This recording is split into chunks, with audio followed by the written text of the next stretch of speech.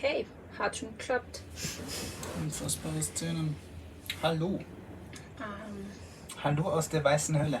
ja, wir warten noch einen Moment für die, die das Video noch zu Ende schauen. Und wir sind heute auch mal in einem anderen Format da live. Sonst haben wir das immer mit Kamera und so gemacht. Heute einfach mal übers iPad, damit wir euch nachher auch mit nach draußen nehmen können und euch mal zeigen können, wie es hier bei uns aussieht. Ziemlich scheiße nämlich. Kann irgendjemand mal einen Kommentar schreiben, War damit eigentlich wir schon eins sehen? da, aber irgendwie ist wieder verschwunden. Keine Ahnung, wie das da alle Da Mitteilungen. muss ich raufgehen. Ah, So, ja, jetzt das sehen sieht wir doch alle. besser aus. Hallöchen, hallo Hallo Markus. Markus, grüß dich. Hallo Sven. Aber die verschwinden dann immer wieder. Wir müssen also schnell hier lesen.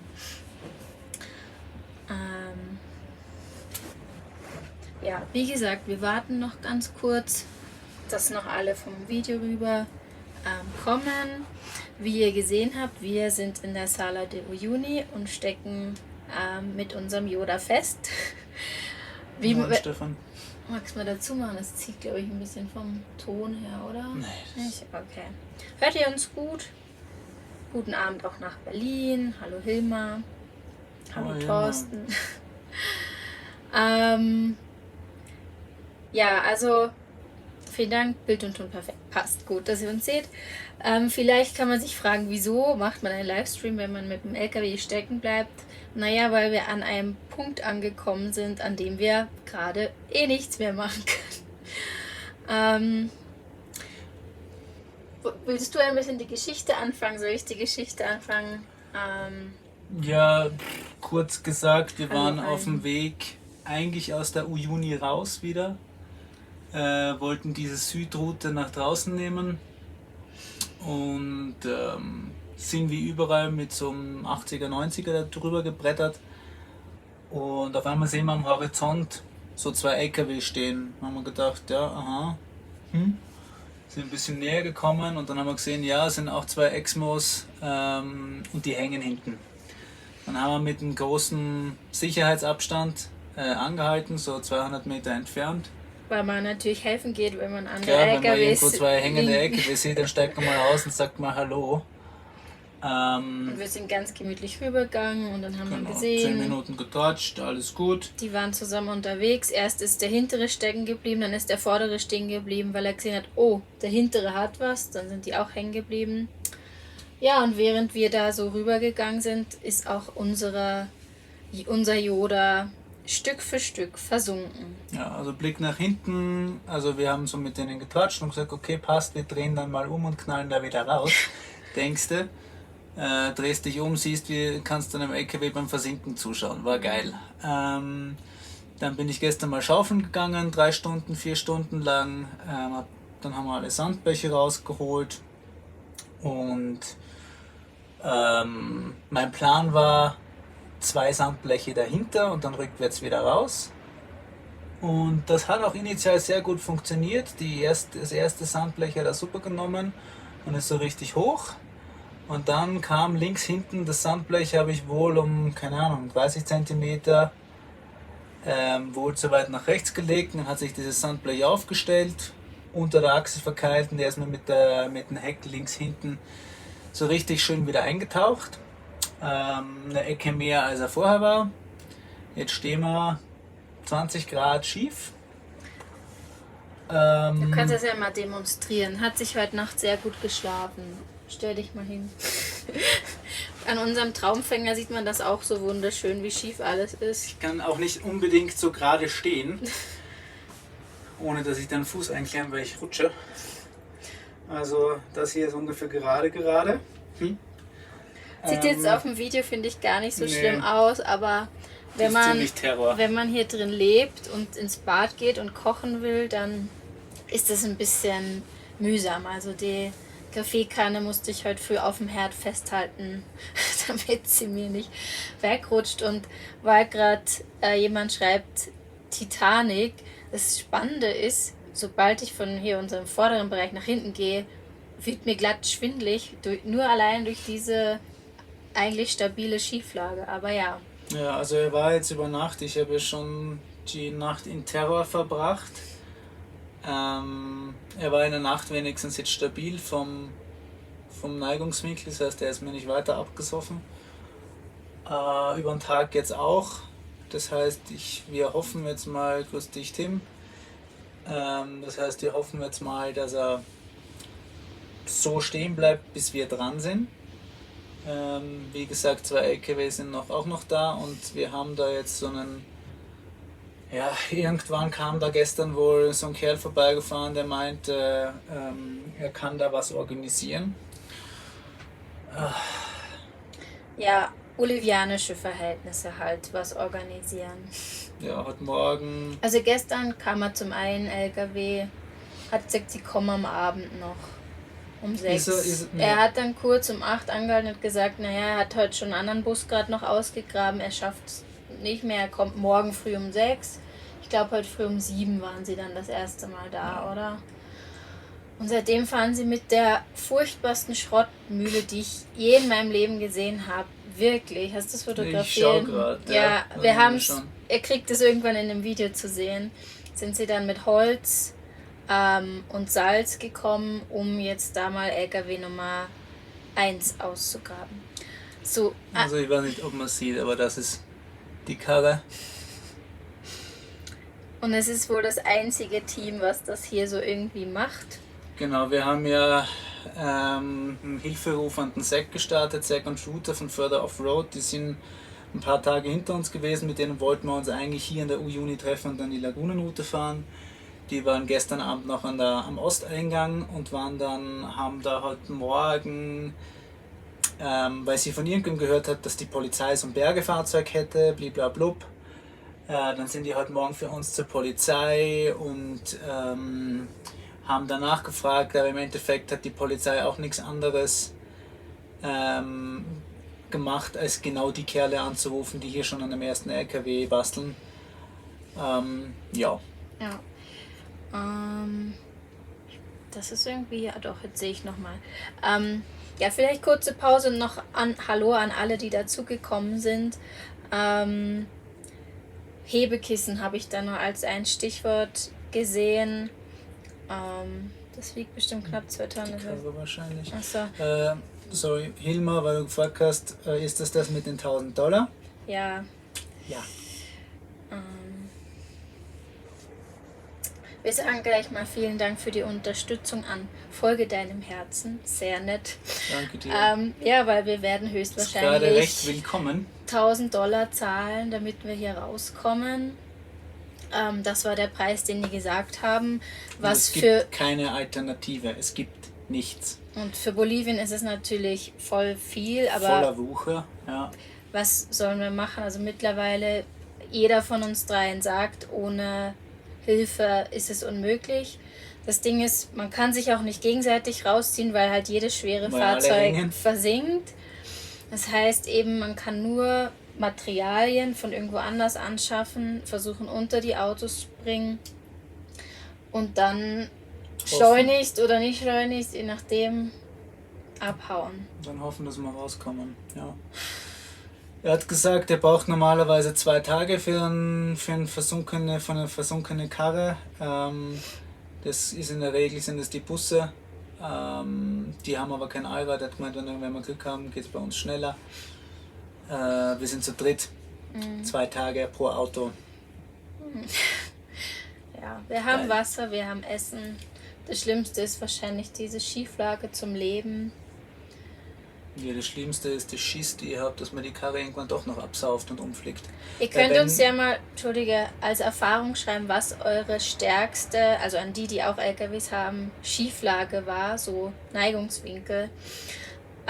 Und was eure Vermutung ist, also nicht Vermutung, aber was sagen die Experten, ab wann fliegt so ein Fahrzeug um? 30 Grad sollte schon können, aber wir sind jetzt bei 20, 23 irgendwo in der Gegend.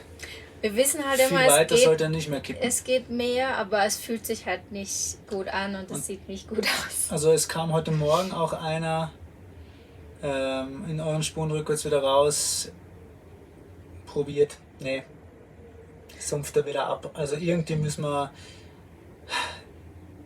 es gibt da drüben 5 Kilometer entfernt eine Piste. Und zu der müssen wir irgendwie kommen. Das Problem war eigentlich gestern, also wenn man in die Uyuni reinfährt, es gibt so ein paar Pisten, aber man sieht und hat auch das Gefühl, man kann eigentlich überall fahren. Und das hat auch die ersten 2 Tage war das ohne Problem möglich. Das ist super fester Untergrund, man kann da mit 90 Sachen drüber pressen. Aber jetzt hier beim Rausfahren haben diese Tracks halt, wurden die auf einmal so dreispurig. Es gab auf einmal 3 und wir haben scheinbar den falschen Track gewählt. Der ist irgendwann immer dünner geworden, irgendwann immer dünner. Dann haben wir gedacht, okay, jetzt machen wir es so wie die anderen Tage. Wir fahren rüber zum Haupttrack und da hat sich halt der Untergrund verändert. Wir haben es schon ein bisschen gemerkt, aber es dauert halt erstmal, bis man wirklich dann schnallt, dass das ein Problem ist. War ja für uns auch nicht. Nee, bis wir angehalten haben, ging es ja auch problemlos. Also ich bin dann mit 90 drüber gerödelt und zwischendurch habe ich halt gemerkt, wie er so... Aber dann ging es wieder 300 Meter geradeaus. Und dann ging es wieder gut und auf einmal macht er wieder... Und dann dass du einfach merkst, dass es so einen Untergrund aufrupft, aber... Dann wollten wir eben nur den anderen helfen. Ja, das war der Fehler. Helfen. Aber es macht, helft niemals dem anderen. Wenn ihr 2 liegen gebliebene LKW seht, fahrt einfach weiter. Zumindest auf der Südroute in der Uyuni. Ja, wir zeigen es euch natürlich gerade von außen. Wir wollten einfach nur mal ein bisschen die Geschichte erzählen, wie es jetzt aussieht. Scheiße. Der eine LKW, die haben am wenigsten gemacht. Die haben gleich gesagt, okay, stopp, wir holen uns gleich Hilfe. Bei denen sind sie auch gerade dran. Im Idealfall kommen die heute raus. Morgen, sie übermorgen. fangen bei den anderen an, aber ich glaube es nicht, dass es einfach geht, dass sie durchziehen. Ich glaube, die werden nochmal absumpfen und dann geht der Spaß von neuem los. Wir werden das bei denen beobachten. Wir stecken jetzt auf jeden Fall eigentlich am schlimmsten drin von uns. Wir stecken am schlimmsten und am weitesten von dem entfernt, wo wir hinwollen. Und hängen am schrägsten. Geil. Und wir sind doch, weil die Frage kam, 3600 Meter Höhe oder so ungefähr, ja. Ja, auf 3006, da ist halt Graben und Schaufeln und alles Anstrengende eben auch nochmal anstrengender. Aber gut, Hilmar, danke, 45 Grad, da sind wir noch ein bisschen von entfernt. Ja, ich will es aber auch nicht ausprobieren. Klar. Ja. Die Sache ist nämlich... Heute Morgen kam da einer vorbei, ein netter Kerl, der angehalten hat mit seinem Auto und gefragt hat, ob er uns helfen kann. Und der hat danach rumtelefoniert und hat einen Kumpel von ihm angerufen und hat gemeint, der hat 3 Traktoren. Oh. Starlink. Ich wollte dich eigentlich schon fragen, ob du schaust. Ich weiß nicht, er nimmt, glaube ich, weiter auf und spielt dann ab. Okay. Aha, sind wir wieder hier? Wir hatten gerade irgendwie einen Aussetzer, schreibt mal kurz rein. Ja, auf jeden Fall. Also, wir haben immer noch Starlink, für die das noch nicht wissen. Ja, das war ein kurzer Ausfall anscheinend. Kurzes Kommentar dazu, weil das ja auch immer wieder Leute fragen, funktioniert nach wie vor gut, ist nach wie vor auf unserem Dach. Mittlerweile auch direkt mit dem Router verbunden, also ohne den Stecker. Da hatten wir jetzt eine Zeit lang ein bisschen Wackler. Aber an und für sich hatten wir in Bolivien auch immer gut Empfang. Ja. Lustigerweise hier in der Sala, wo eigentlich frei da ist. Nichts drüber, da werden es nicht unbedingt groß viel drüber schicken, weil da wird die Chance, dass da jemand in der Uyuni einen Starlink braucht, ist doch relativ gering. Ich muss ganz kurz nochmal zurück, weil genau, ich habe gemeint, der hat dann seinen Kumpel angerufen, der 3 Traktoren hat. Und er hat gemeint, ob der irgendwie herkommen kann. Und der hat gesagt, nee, da fahre ich nicht hin, nicht mal mit dem Traktor. Das heißt, und das ist nämlich das, wovor ich Schiss habe, wenn die Kiste liegt, dann liegt sie. Ich glaube nicht, dass man sich hier wieder dass es irgendeine Möglichkeit gibt, dass man die Karre hier wieder aufstellt. Das heißt, meine größte Sorge ist, dass er irgendwie nochmal absumpft und umfliegt. Ich schaue halbstündlich auf unseren Neigungsmesser, aber der ist seit gestern Abend eigentlich stabil. Wenn, dann sinkt man eher vorne rechts ein, was mir eher recht ist, weil dann kippt man in die andere Richtung. Aber ja. Sollen wir euch das Spektakel mal zeigen? Ihr müsst nur euch... Was schnappst du dir? Nur meine Kappe. Ich muss mich hier nämlich einpacken, weil die Sonne da draußen ballert so extremst. Also ihr müsst euch jetzt auch alle wahrscheinlich eine Sonnenbrille aufsetzen. Weil, also ohne... Das ist immer dieser Doppelunterbruch von Starlink.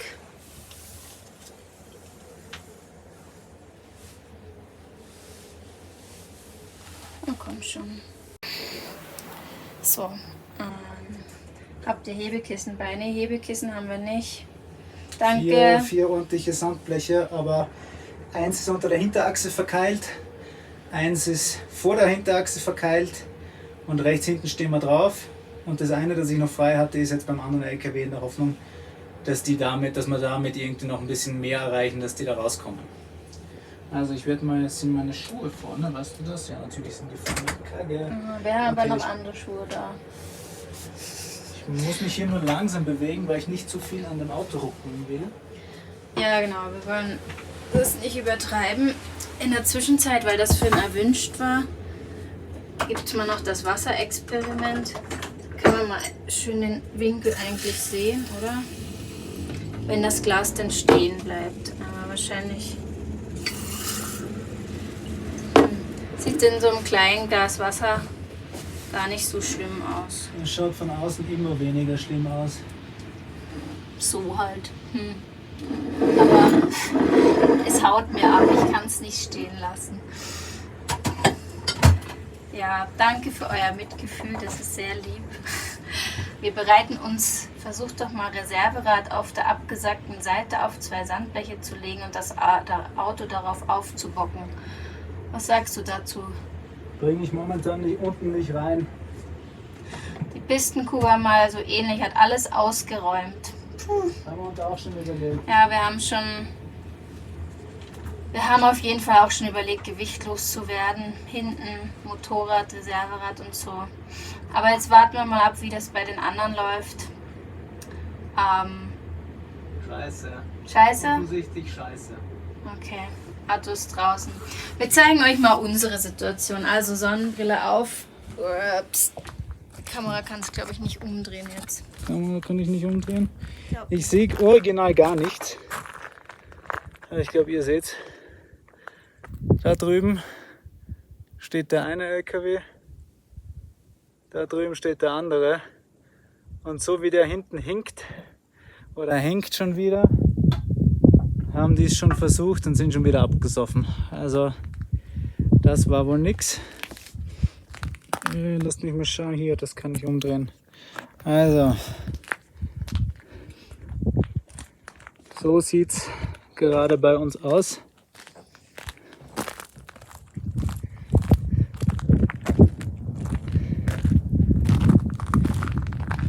Und das hier ist die spaßige Seite. Ne, wir fahren schlauchlose Reifen, Sven. Ja, also da sieht man da passt kein Reserverad mehr unten rein. Da hinten hat es mir das Sandblech natürlich aufgestellt und reingewurzelt. Ich habe da jetzt einfach die Unterstellböcke reingepackt.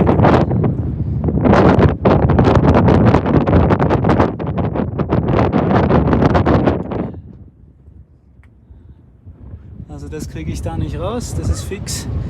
Das ist auch fix, das haben wir vorher mit dem Quad von den anderen probiert, mit der Winch rauszuziehen, das geht nicht. Und hier davor, vor der Achse, liegt noch so schräg irgendwie eingeballert das andere Sandblech. Und da sieht man mal wieder so ein bisschen, wie schön der Karren steht. Ja.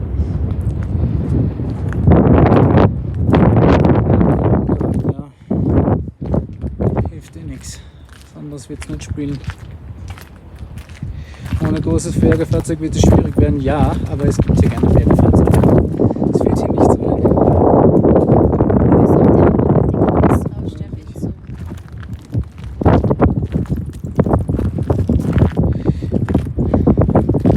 Schon wieder weg.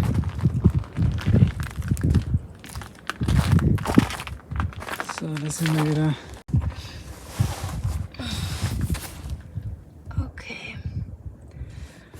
Ja, im XZL kannst du auch nur 6 Bar ablassen, ja, aber dann wurzelst du, sobald es doch nur irgendwie links, rechts, längs wurzelst du den von der Felge.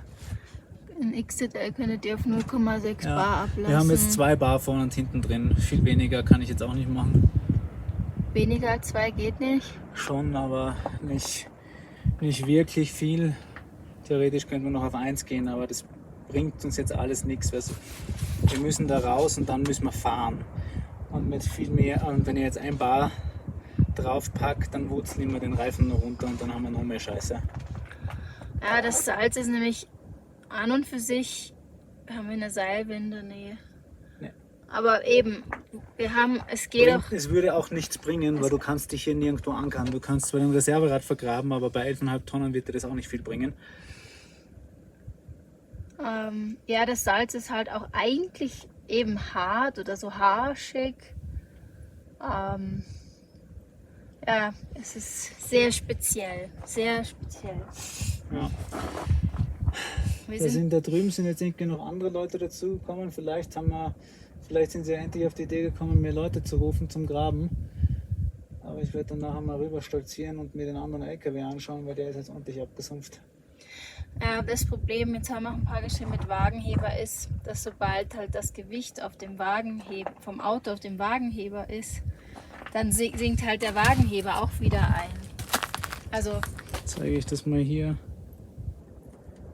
Also, das hier ist die Salzschicht und unter der hängt der Schlick und ist nass.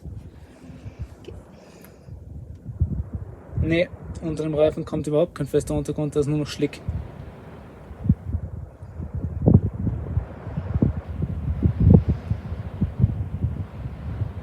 Wir haben zwei Wagenheber, ja, aber wir haben nur noch ein Sandblech.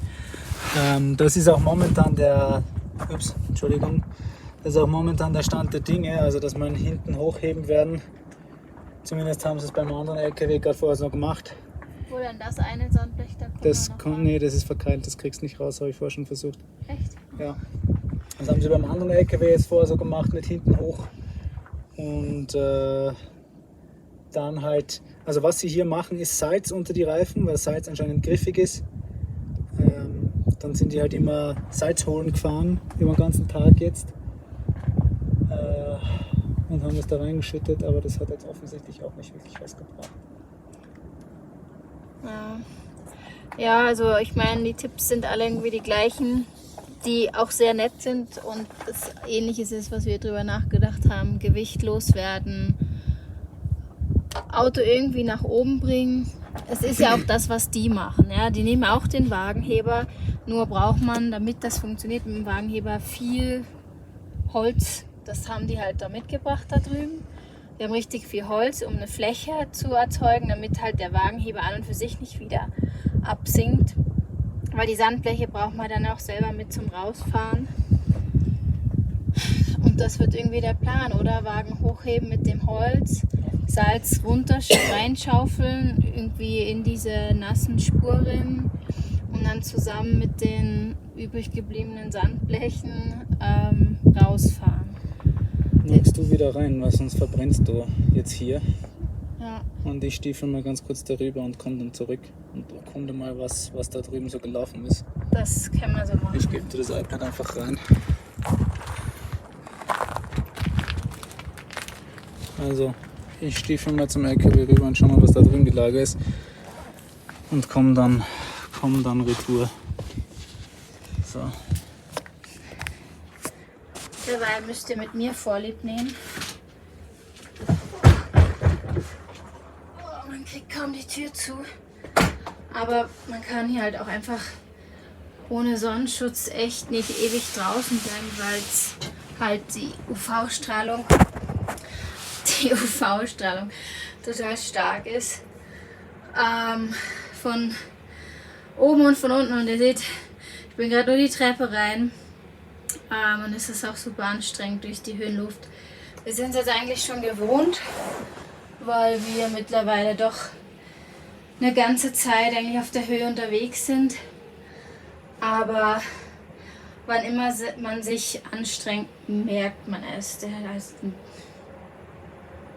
den Deckel der Staubox.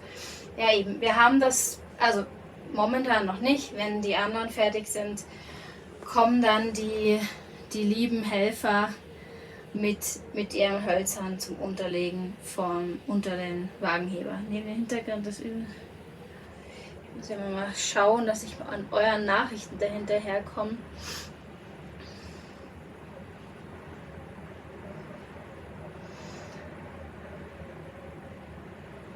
ja, wir können auch, das ist eine gute Idee, um zumindest mal die anderen Sandbleche rauszuziehen, mit dem einen Sandblech anheben, um die herauszubekommen. Aber momentan haben wir das Sandblech einfach den anderen gegeben, die gerade am Rausziehen sind.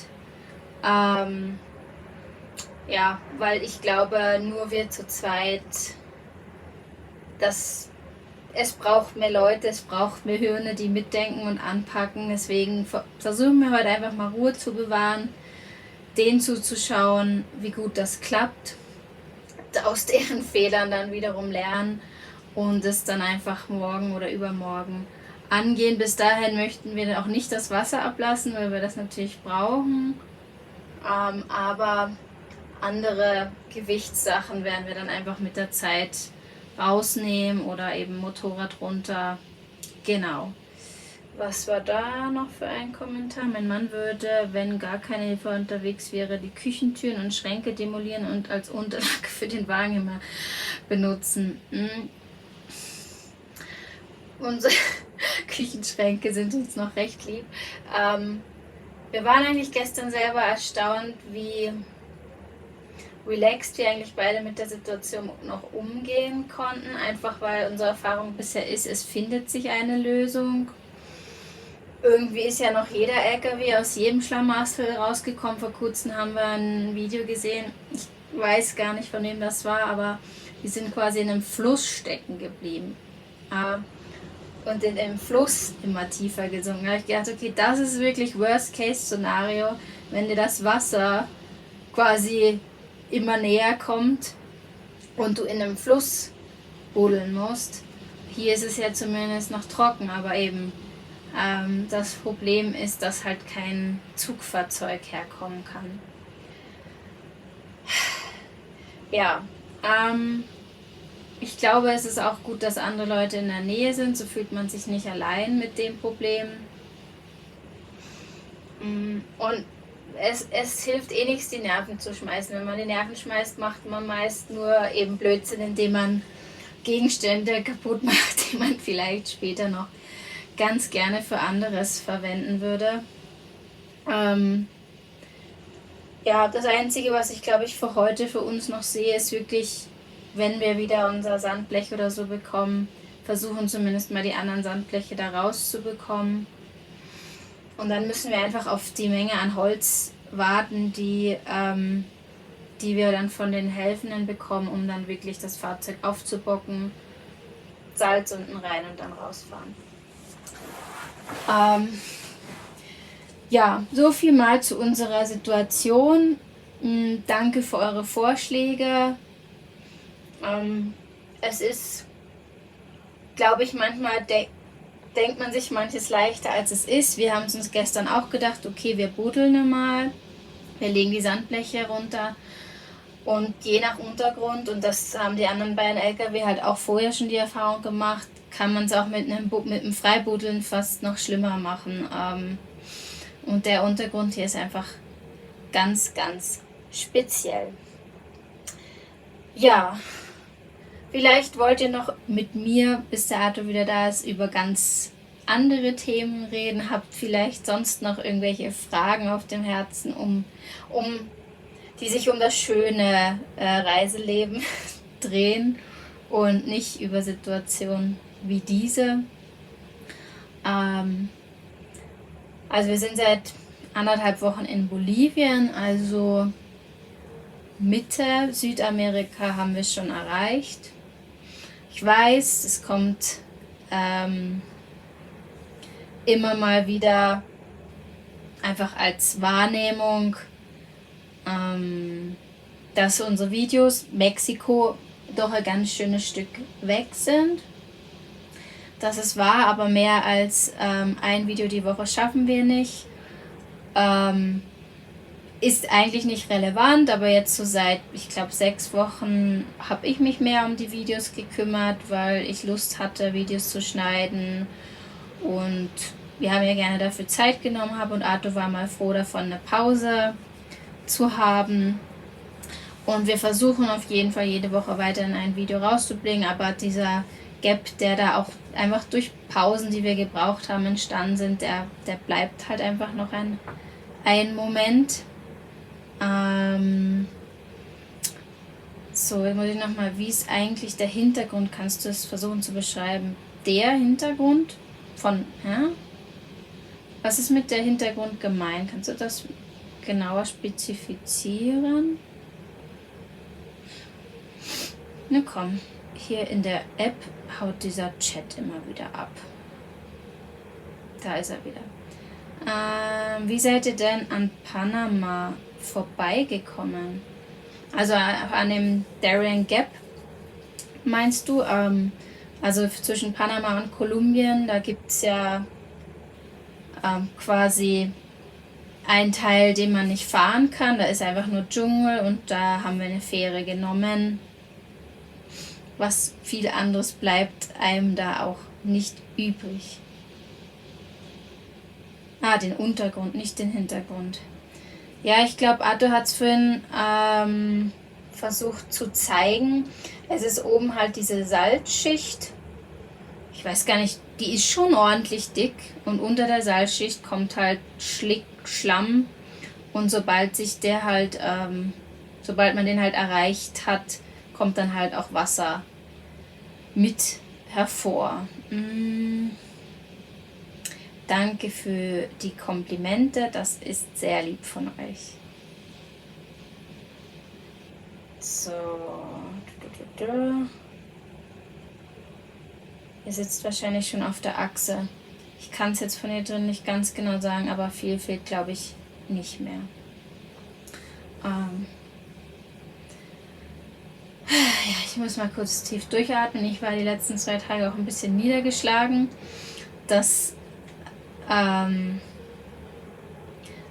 Weil, keine Ahnung, einfach ein bisschen den Magen verstimmt gehabt. Vielleicht auch hier wirklich in der Juni einen Sonnenstich bekommen, der dann auf den Bauch geschlagen ist. Nicht dramatisch, aber ich hatte einfach wenig Power, um überhaupt hier mitzuhelfen, mitzumachen. Der Arthur hat da Vollgas gegeben. Ja. Noch zu einer Frage, vielleicht mögt ihr, wenn ihr zurückgestellt seid, einen ganzen Film machen. Wir kommen auf jeden Fall schauen. Ja, das wäre der Plan. Es wird vielleicht noch einen Moment dauern dann, weil eben es ist ein bisschen Arbeit, und wahrscheinlich werden wir erstmal die Episoden dann durchmachen bis zum Schluss. Aber wir würden gern für euch und für uns diese ganze Reise in einem Film zusammenfassen. Das haben wir uns schon überlegt. Das fänden wir einfach cool, wenn man dann nochmal so einen 1,5 Stunden Film oder so von der ganzen Reise hat. Das wird es bestimmt geben. Danke euch fürs Daumendrücken und die lieben Worte. Wo habt ihr euch in Südamerika bisher am wohlsten gefühlt? Und Starlink. Und Tulum. Okay, ich versuche mir das mal zu merken. Also in Südamerika waren wir jetzt in Kolumbien, Ecuador, Peru und sind jetzt in Bolivien.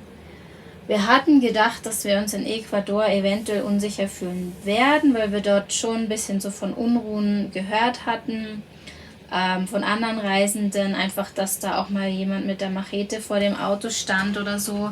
Deswegen sind wir schneller durchs Land gereist.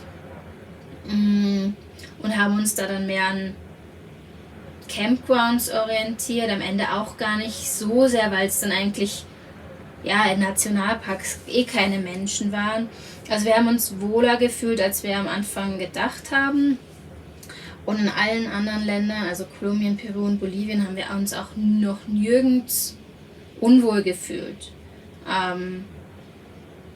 Das ist, ich glaube, oft sind die Rufe der Länder, die man so hört, schlechter als die Realität. Also ich glaube, gerade von Kolumbien hat zum Beispiel einen sehr schlechten Ruf durch seine Geschichte.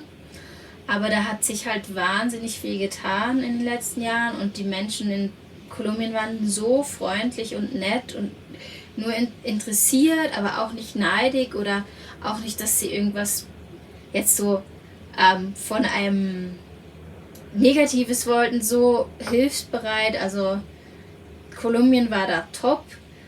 Peru ist ein Land, wo wir relativ gespaltene Gefühle haben, weil es sehr vermüllt war.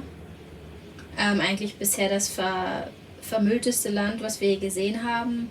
Nicht nur, dass sie jetzt den Müll außerhalb der Stadt irgendwo abliefern, weil es nicht anders geht, sondern es halt auch in den Städten, in den Bergen, überall, und jeder wirft es aus dem Auto und geht wandern und lässt da seinen Müll, und das ist echt schade, weil Peru hat wirklich schöne Ecken und die Autofahrer sind eine Katastrophe. Das nur mal so ganz kurz gesagt. Das war sehr, sehr, sehr anstrengend. Aber das hat uns vielleicht ein bisschen Unsicherheit beim Fahren gebracht, aber nicht so generell. Also die Leute hier in Südamerika, ich glaube, die müssen sich sehr, wie soll ich das sagen, sie haben zu tun, sich um ihr eigenes Leben zu kümmern. Ich weiß nicht, ob, mir fehlen gerade die richtigen Worte. Ich habe nicht das Gefühl, dass die Kriminalität jetzt hier auf Ausländer irgendwie groß war oder man sich Sorgen machen musste. Vielleicht eher so, dass man, was man manchmal hört, so Taschendiebstähle in gewissen Städten. Aber da sind wir immer vorsichtig mit unseren Sachen. Ja, also wir hatten eigentlich noch gar keine unsicheren Gefühle. Ich komme dann auf die Sache in Tulum, jetzt da in Mexiko zurück. Eben, das war auch in Mexiko das einzige Mal, dass wir da das erlebt haben, dass da so am Abend die Rettung und die Polizei durch und durch vorbeifährt, und dann sitzt man schon in seinem Auto und denkt, was ist denn jetzt hier los? Aber Gott sei Dank, wir standen jetzt nirgendwo frei, wir standen privat, und haben wir uns dann auch nicht so viele Gedanken mehr gemacht. Und ich glaube, das Wichtige ist, dass man einfach am Abend in seinem Haus ist. Und da vielleicht, weil das ist, glaube ich, das Riskanteste, was da noch sein kann, dass man da, wenn man fortgeht, in die Bars geht, zur falschen Zeit am falschen Ort ist, wie wir es im Video gesagt haben. Aber das ist eigentlich nichts, was wir machen. Jetzt schaue ich noch mal kurz. Da war dann noch die Starlink-Frage. Mittlerweile länderübergreifend problemlos nutzbar. Also ich glaube, Starlink hat mittlerweile so viele Satelliten im All, dass man überall eigentlich einen Empfang hat. Das Einzige, was man halt wissen muss, ist, sie haben vor ein paar Monaten ihr System umgestellt mit dem lokalen Abo kann man das Starlink nur noch auf einem Kontinent nutzen, und wenn man es auf mehreren Kontinenten nutzen, dann braucht man das globale, was aber recht teuer ist. Das kostet, glaube ich, egal wo man gemeldet ist, $200 im Monat. Wir haben jetzt eine lokale Südamerika-Variante. Das ist unsere Lösung, und wir haben immer Internet. Ich meine, ihr merkt es heute, es kommt vor, dass mal eine kurze Spitze ist, wo mal kein Satellit gerade am Himmel ist, aber das hatten wir jetzt in 40 Minuten ungefähr 2-mal. Also für alles, was wir nutzen, ist es super. Also wir sind nach wie vor sehr zufrieden, weil es uns halt einfach auch total unabhängig macht und auch einem die Möglichkeit gibt, aus einer Wüste Hilfe zu rufen und zu recherchieren und so weiter. Welche Routen sind die nächsten Wochen geplant? Also in Bolivien gibt es so einen Klassiker, der nennt sich die Lagunenroute. Da fährt man dann im Süden von Bolivien so eine Offroad-Strecke auf über 4000 Meter Höhe an diversen Lagunen vorbei. Soll auch wunderschön sein, und kommt dann nach Chile. In Chile werden wir nur einen kurzen Schlenker reinmachen und dann relativ bald über einen Pass nach Argentinien fahren, weil Nordwestargentinien hat wohl ganz, ganz tolle Ecken, auch wieder Offroad-Tracks, und dann werden wir uns größtenteils da erstmal auf der argentinischen Seite von den Anden Richtung Süden bewegen, und wenn es uns nicht mehr freut oder wir mal mehr zum Meer wieder wollen, dann werden wir halt auch mal nach Chile rüber kreuzen, und dann geht es, glaube ich, so hin und her, bis wir irgendwann hoffentlich gegen Ende des Jahres in Ushuaia ganz unten ankommen. Haha, wo wollt ihr denn da Salz herbekommen? Ja, witzige Frage. Eigentlich denkt man ja, man könnte es jetzt hier gleich nehmen und das haben die vorher auch schon probiert mit so einer Pike. Aber es ist eigentlich dann doch wieder so fest, dass es gar nicht so einfach ist, das da abzubauen. Aber die 2 Jungs, die da helfen, die haben das vom Rand geholt, wo es weicher ist. Ich weiß es nicht genau, aber die sind auf jeden Fall mit ein paar Säcken hergekommen. Vielen Dank. Ja, das ist schön, dass ihr euch freut auf auch eine längere Abschlussfolge dann von unserer Reise. Stromverbrauch ist auch hoch bei Starlink. Ich kann ja mal ganz kurz auf unseren Strom schauen. Also momentan ist Starlink an und der Kühlschrank an. Und seht ihr das da oben? Ne, ups. Und also ihr seht einmal unser AC-Verbrauch, das sind nur 53 und unser DC hat gerade 132 Watt. Wir laden relativ wenig. Jetzt bin ich ein bisschen, warum da nur 200 Watt steht. Das verwundert mich, weil es jetzt hier eigentlich super hell ist, aber wir sind, wie ihr hier seht, voll. Ups, da 100%. Und wir hatten in letzter Zeit, also mit Strom, hat man mal in Mittelamerika ein bisschen Probleme, wenn man dann länger an einem Strand unter Palmen steht. Dann wird es mal nach ein paar Tagen ein bisschen eng. Aber in ganz Südamerika war der Strom eigentlich überhaupt kein Problem mehr. Könnt ihr mit dem Moped Holz holen? Ja, das Holz liegt eh schon beim anderen LKW. Wir warten nur darauf, dass wir dran sind. Warte, jetzt klopft der Arthur, glaube ich. Ist er wieder da? Ja. So, warte. Ich versuche mal hier noch gerade. Wir konnten nicht helfen, danke, dass ihr uns was wir hätten zu Hause lassen können. Oh ja, wahrscheinlich einiges. Man denkt immer, man braucht so viel, aber ja, wir haben viel zu viel in der Küche mit, sei es so Teller oder Gläser, weil man immer denkt, man möchte auch mal für Besuch parat sein, aber wenn man auf der Reise Besuch bekommt, sind es meist andere Reisende und die bringen dann eigentlich selber einfach Teller und Tassen mit. Auch ja, Kleidung, hast du zu viel Kleidung mit? Ich denke schon. Ja, wahrscheinlich. Man zieht dann eh mal wieder das Gleiche an, was gemütlich ist, dass man in das Auto rein und rauskommt.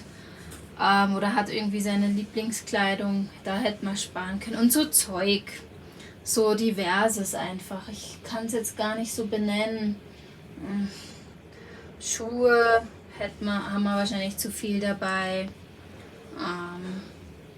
Fällt dir noch was ein? Ja, ich weiß nicht. Aber auf jeden Fall braucht man am Ende weniger, als man eigentlich denkt. Ist in Südamerika so ähnlich wie der Balkan? Aber das kann ich jetzt nicht so sagen. Kannst du das sagen? Schwierig. Anders. Schon anders, hätte ich gesagt. Ja, Martina, auf jeden Fall genau. Das ist genau der Schlenker, den wir machen. Wir gehen zu Atacama und dann fahren wir nach Argentinien weiter. Winkel der Panels zur Sonne, weil ihr schräg steht. Ja, ich habe mich gerade gewundert, weil wir nur mit 200 Watt laden. Ja, es ist auch nicht mehr ganz gerade, aber wir haben hier genug Saft. Ja, wir sind voll. Ja, er schreibt, macht der Regler zu, aber ich hätte gedacht, dass er dann trotzdem anzeigt. Nee, er zeigt das nicht an. Er zeigt nur ab, wie viel er momentan ladet. News, Arthur, wie sieht's aus? Scheiße sieht's aus. Die haben es genau 10 cm oder 15 cm nach hinten geschafft und sind dann wieder abgesoffen. Jetzt probieren sie es nach vorne raus. Ich bin froh, wenn die es morgen schaffen, wenn überhaupt. Eine Sache ist das ist der LKW, der noch am wenigsten versenkt war. Also ich bin froh, wenn wir mittlerweile davon reden, dass es in ein paar Tagen ist und nicht in ein paar Wochen, dass wir hier raus sind.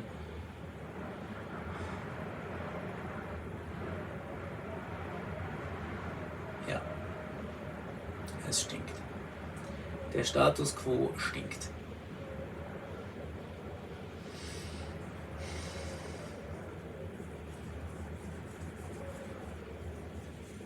Ja, danke Micha. Aber die Moral ist etwas angeschlagen zurzeit.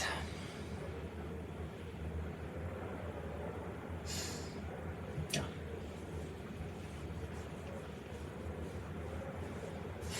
Fragt Hedi, der hebt, du wirst lachen, aber ich habe auch schon drüber nachgedacht, ob so irgendwas geht. Kosten teilen. Ja, fürs Rausziehen. Für ein Heli. Für ein Heli. Esst was. Also wir haben heute noch nicht gegessen. Ja, wir müssen noch rationieren anfangen. Das war nämlich auch das Fiese hier in Bolivien.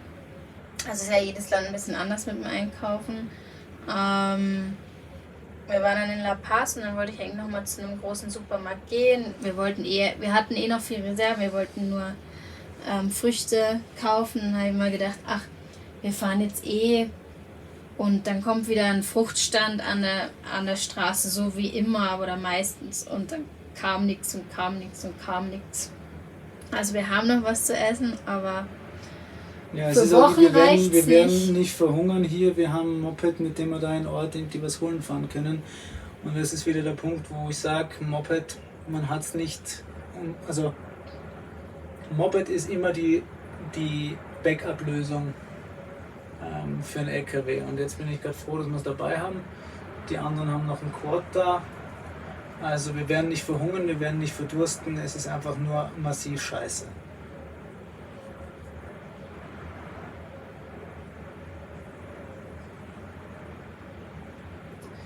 Jo. Ja. So sieht's gerade aus. Jetzt haben wir euch heute mal in unsere blöde Situation mitgenommen.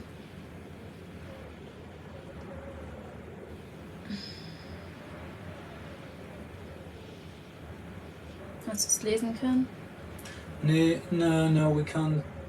It's very hard to shovel through that thin but hard layer of salt that's on top. Can just break it off from the edges, but yeah. Danke für die Küchenschränke. Ja, es gibt eh nichts anderes als durchhalten. Es gibt nur die zwei Kerle. Ja. Es gibt keine andere Lösung. Die Frage ist halt, wie lange dauert das jetzt? Ja, wir versuchen auch noch nicht zu sehr die Nerven zu schmeißen und genau das so zu sehen, dass bisher noch immer jeder LKW überall rausgekommen ist. Aber es ist nicht leicht. Aber es ist nicht leicht, das so zu sehen. Graben und wieder graben, ich weiß es nicht. Ja, wir müssen schon graben. Also beziehungsweise, du kannst entweder graben oder du hebst das Auto hoch und unterfüllst die Räder. Genau, und weil wir mehr dadurch, dass jetzt, wir haben ja nur die 2 Spuren, wo wir quasi abgesungen sind. Wenn wir da weiter graben, sitzt halt eigentlich in der Mitte das Auto immer weiter auf. Man kommt in der Mitte so schlecht ran und eben, auch wenn wir eingesunken sind, aber die oberste Salzschicht ist so hart, die kriegt man jetzt nicht einfach wie Sand da weggeschaufelt. Also da muss man halt wirklich, ja. Nee, die Karre muss nach oben und dann gehört einfach unterfüttert. Aber das ist hunderte Kilo bei uns, die da unten reingehören. Ich glaube, wir gehen jetzt mal ein bisschen, wir holen uns jetzt da mal diese, wie heißt das Ding? Pickel? Den Pickel, die Spitzhacke von den anderen und werden jetzt mal ein bisschen Salz zusammen sammeln. Das könnte noch so unsere Tagesbeschäftigung sein, damit wir schon mal Salz parat haben für dann, wenn wir dran sind. Ja. Also. So werden wir euch jetzt erstmal mit diesem Stand da lassen. Also werden wir die Sache jetzt wahrscheinlich beenden und schauen, ob wir bei den anderen helfen können, was wir noch selber machen können. Ja. Genau, eben. Wir versuchen eure Tipps zu beherzigen. Vieles davon hatten wir uns auch schon selber überlegt. Gewicht runter, Wagen hoch. Was ich vorhin auch noch eine gute Idee fand, zumindest mal das Auto mit dem Sandblech und den Wagenheber so hochheben, dass wir die anderen Sandbleche mal rausgezogen bekommen. Das kann vielleicht mal sein. sein. Das eine Sandblech, das wir rauskriegen, ist da drüben und auf der Seite hebe ich nicht mehr an. Nee, ich meine, das da. Ja, das die beiden rauskriegen. Ja. Ja, wir schauen. Genau, heute wart ihr mal so richtig live dabei bei der Action. Mitten in der Kacke. In der größten Salzwüste der Welt. Die ist eigentlich wunderschön. Das ist eigentlich echt geil, aber nehmt nicht die Südroute nach draußen. Nope. Osten rein, Osten raus, fertig. Ja. Na gut, wir werden noch weiter werkeln und uns die Zeit vertreiben, bis wir dran sind. Am nächsten Video arbeiten. Da geht es dann nach Belize. Wunderschön dort, nirgendwo festgefahren. Auch wenn wir ein paar kleine Offroad-Tracks gefahren sind, aber da ist alles gut gegangen. So viel können wir schon mal sagen. Ja. Ich meine, so ein Drama wie hier haben wir eh noch nie gehabt. Ja. Und werden wir hoffentlich auch nie wieder haben. Hoffentlich. Ja. Also Leute. Wir geben einen Post ab, wenn wir wieder draußen sind. Damit Ja, alle wir sagen Bescheid, wenn wir entweder verdursten oder in Freiheit sind. Und ja, ansonsten bedanken wir euch für uns Dasein, seelisch, moralisch, in Gedanken und eure lieben Worte. Das hilft auf jeden Fall schon mal ein bisschen. Jo. Gut. Dann macht es gut, habt einen schönen Abend. Danke an alle, die dabei waren und bis bald wieder. Bis bald. Ciao. Ciao.